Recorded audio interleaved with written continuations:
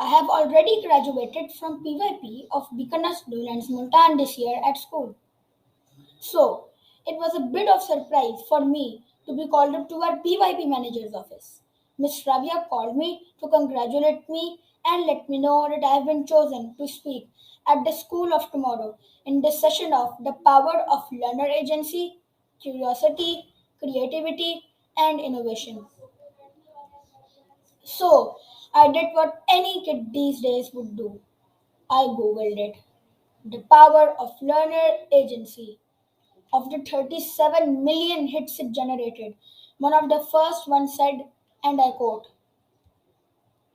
one way of thinking of learner agency is when learners have the power to act. My name is Ibrahim bin Adnan. I'm 10 years old, and today I will tell you about my journey of how I got the power to act.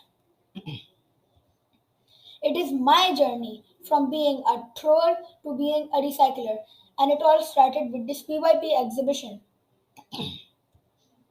When our brainstorming session started, we were all asked to choose one of the United Nations Sustainable Developmental Goals, or simply UNSDG.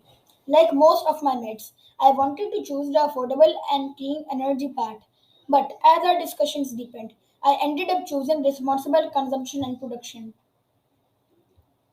When a research process started, I studied materials, all kinds of materials, metals, polymers, ceramics, composites, and how these materials are made and consumed.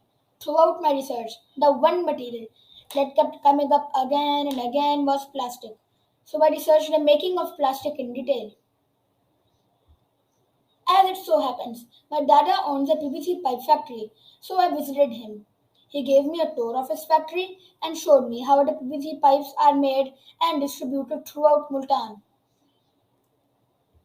I found out what happens to plastic once we use it, which was that most of it is single use, meaning that it is only used once and then simply thrown away.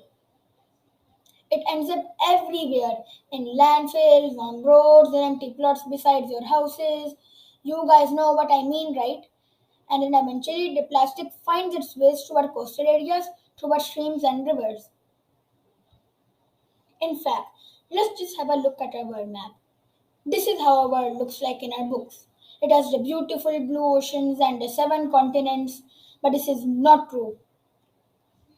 During my research, I became all Christopher Columbus on Google Earth, and I discovered an eighth continent somewhere in the Pacific Ocean besides Hawaii. There's more. These patches near the coast of Japan as well. You see, our oceans are dying, and our planet is dying with it. The garbage we throw away reaches the water, and then the ocean currents carry it towards the great big patches of garbage. They are present in every single ocean. The biggest of these is located in the Pacific Ocean. It is called the Great Pacific Garbage Patch, or GPGP. It is approximately 1.6 million square kilometers. For us Pakistanis, that means that it is twice the size of Pakistan. Let me say that again. There is a huge floating continent of garbage that is floating somewhere in the Pacific Ocean that is two times the size of our country.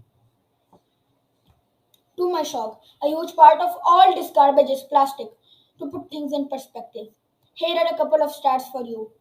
Did you know that the world produces almost 1 billion tons of plastic every year? And almost 18.5% of all garbage is purely plastic? Quite disturbing, right? I mean, I couldn't sleep after reading this. I was really disturbed until I read about this young man. This is Mr. Boyan Slat. He, like me, was so troubled by the state of the oceans that he decided to start an initiative called the Ocean Cleanup. What they do is that they collect all of the garbage from the oceans and recycle it to make sunglasses.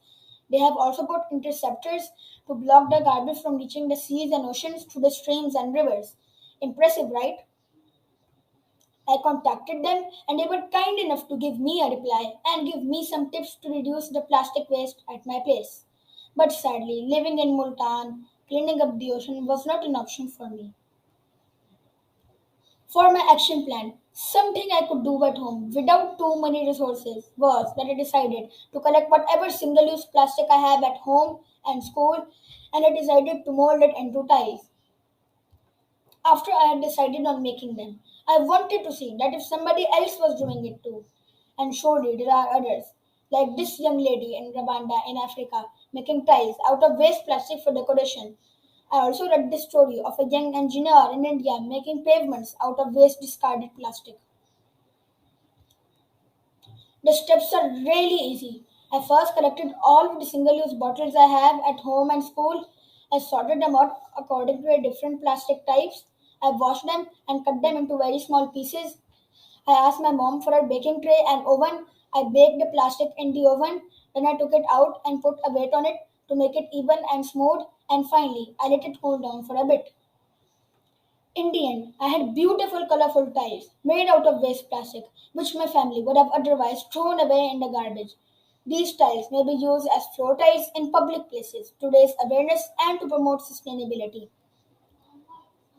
Now, for my exhibition, I arranged all those tiles on the floor and made the platform where I presented my work. People loved it, walked on it, and asked many questions, which I hope also helped them learn about the hazards of plastic too. Here I have one of my plastic tiles for all of you to see as well. If not for this COVID, we all might have met together in person, and I would have loved for all of you to work on them. I mean, it's truly amazing. One day, I dream that one day this idea catches on in Pakistan, and instead of dumping all of our plastic in landfills and oceans, we can probably reuse most of it to make the world cleaner for us and the wildlife as well. On a more personal note, I recently, Alhamdulillah, became a Hafiz Quran. So my dada threw this huge party in my honor and told me that I could wish for anything I wanted. I asked him to stop making more PVC pipes as they are hurting the environment. And I'm proud to say that he actually listened to me and bought a new machine for his factory and found a way for reusing and recycling old PVC pipes to make new ones to reduce his plastic waste. So thank you, Dada. In the end, I would also like to say that this isn't my only project, as I've been making paper out of old newspapers at home, and I've also been making fabric reusable grocery bags out of my father's old t-shirts. Well, at least most of the t-shirts were old and some were not, but I told my father that it was all for a good cause, right? I have also been inspired by the Litter of Light project, and I'm trying to start a project this year to provide light from a litter of water in our rural areas. So, I would like to end it here saying, say no to plastic, say yes to recycled plastic tiles. So, thank you all. Jazakallah khair.